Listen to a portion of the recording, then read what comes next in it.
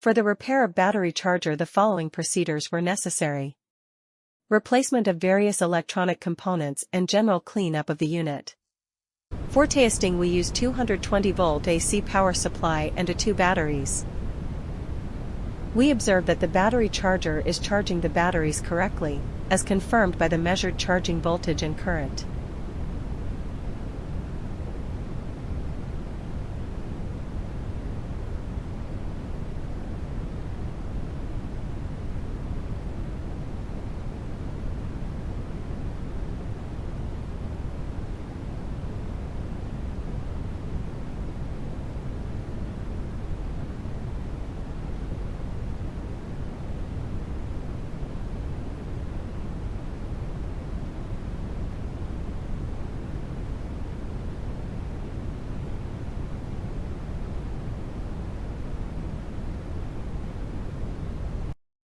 It is now clear that the battery charger is working successfully and it is ready to be delivered to the client.